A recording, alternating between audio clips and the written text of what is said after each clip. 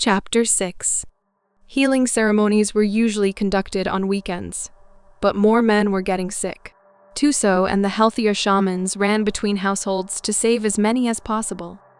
Some were so affected by the spiritual attacks that they had to stay in the hospitals.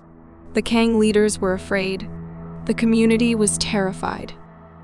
The secret shaman club in Old Sacramento served as the unofficial meeting hall. The tables were lined up so all the shamans could see each other. Ying and Ku, the owners, instructed the staff to serve a calming tea. When all the clans were present, things had a way of getting out of control. Touso sat alongside his father and a few members of the Kang clan, including Wameng. They were joined by the senior shamans from the other 18 clans. Most were concerned about rumors of a dark force attacking the Kang shamans, while others were there only for formality. Most shamans had good intentions, but the community was not without conflict. It was always apparent during public gatherings who didn't get along. Even at a distance, their eyes never left each other. What are we going to do about this? Song Kang demanded. Next to Lihu, he was the most senior Kang member in their region. He also had grandsons who were ill, with ailments ranging from mental to physical. Lihu's expression remained calm as he spoke.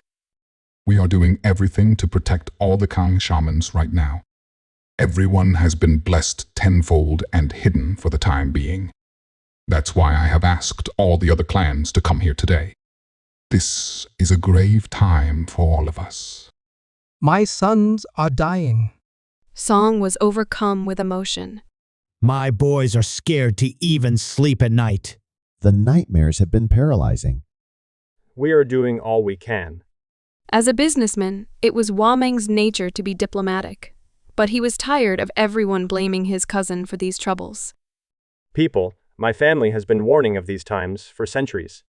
Unfortunately, there are consequences when we don't listen to the old stories. Song stood and pointed a finger at the other man. Damn you. Are you saying it's our fault? How dare you? Voices exploded at once, but Wang Meng silenced them with a sharp whistle. You knew the stories. Now, we just have to fight the fire the best way we can.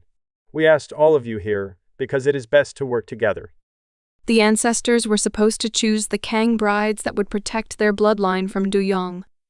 Unfortunately, too many Kang shamans had chosen a different path. This sounds like a personal problem to me. Everyone turned to look at Li Pao Shang, the senior shaman who provided services only for the Shang clan. Being a healer was tiresome. If he had to help anyone, he chose his own first. In this way, Li Pao appeared crass and selfish. If the Kangs are in trouble because they made bad decisions, I don't see what this has to do with the rest of us. The other members nodded in agreement. Tang Li stood and pointed a stout finger at Lihu. He was a short man with a tall temper, known to leave midway if families did not comply with his strict standards. Li Pao is right. Why should we get involved? You are the powerful Kang clan of Shiyi. You have never needed us before. Why should we help you now? Those who shared the table with Touso felt the low rattle of plates and glass cups. It was all he could do not to send the man flying across the room. I suppose it is also of no concern that many of your daughters will receive divorce papers. Lihu looked directly at Teng, whose youngest daughter recently returned home because her husband thought her presence kept the spirit guides from revealing his chosen bride. The Kangs may be the direct descendants of Shiyi, but this matter concerns everyone. Right now, the Kang sons are losing their lives. Your daughters are losing their husbands.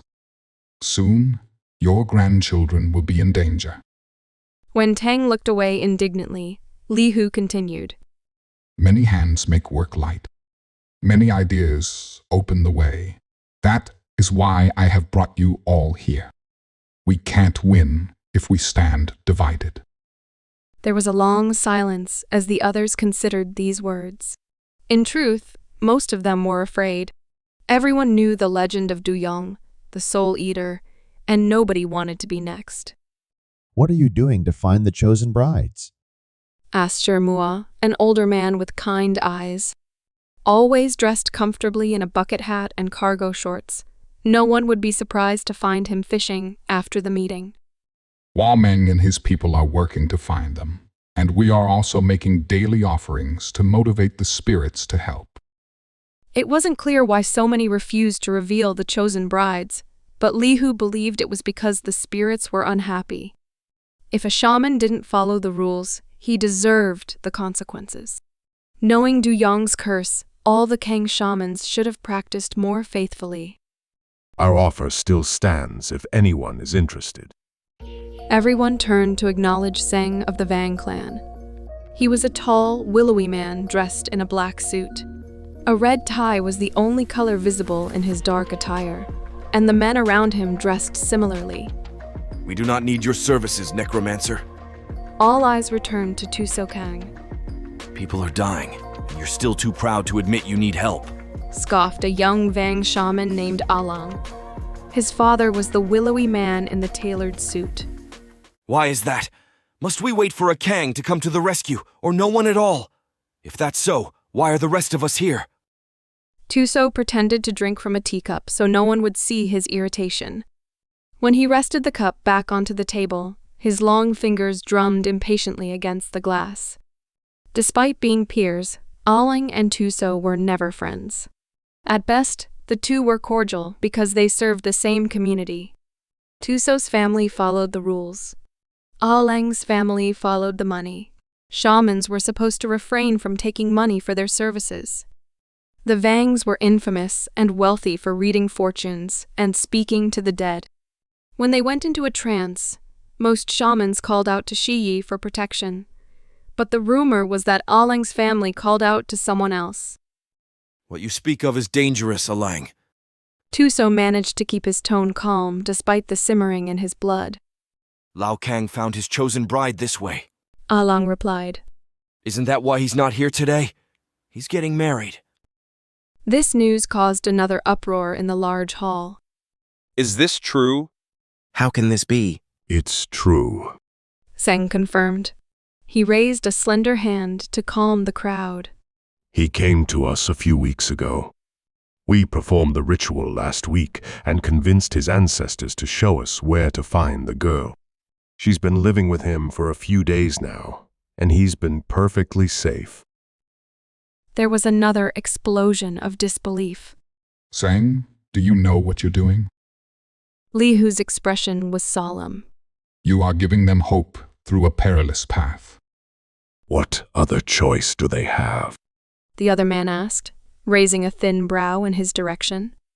Others have been able to find their chosen brides, but many more require extra steps to make this happen. Alang grinned at Touso. By the way, I hear you haven't found your bride yet, Touso. Are you sure you don't need some help? A shatter of glass put everyone on edge. Touso Kang had crushed the glass teacup he was holding, but his gaze remained on Alang. Even as blood pooled onto the table below his hand, no one said a thing. Touso was like his father. He was a man of few words, but the words he chose and his temperament were not to be taken lightly. Unless one was Alang Vang. Our role is to keep our people safe from the hands of evil and careless spirits. It is against the code to seek the dead for help, Touso said as he accepted bandage from a waitress. Alang shouted, We are shamans. We are the only ones who can interact with the dead. If we can't use our powers to find these answers, what then? Are you going to risk the livelihood of your lineage and our people for your pride, Touso? We'll find a way. Shiyi had defeated the demon once, so there had to be a way to do it again. Wameng shouted over the noise so that Lihu could speak. He was a businessman who played bouncer and enforcer as needed. As such, he could be intimidating when he chose to be. We do not have enough Kang shamans to keep watch over the others. Therefore, I ask that you organize your members to help us visit each family over the next few weeks. We must protect each other during these times, or we will lose our sons, and your daughters will lose their husbands and their children. Some shamans shook their heads, but most nodded in agreement. The meeting concluded with Kang shamans confirming their ailing members so that others could be assigned to watch over them. The Kangs barely had a healthy shaman left. Most of them, like Lihu, were too old to fight. Touso had only just glimpsed his bride himself. His heart softened as he thought of the girl from the spirit world. He recognized her from Tai's soul calling ceremony and understood now why his spirit guides were so excited.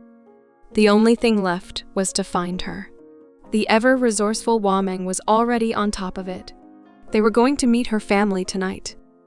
As he thought about his chosen bride, Touso felt a pair of eyes. He glanced up to see Aleng watching from afar.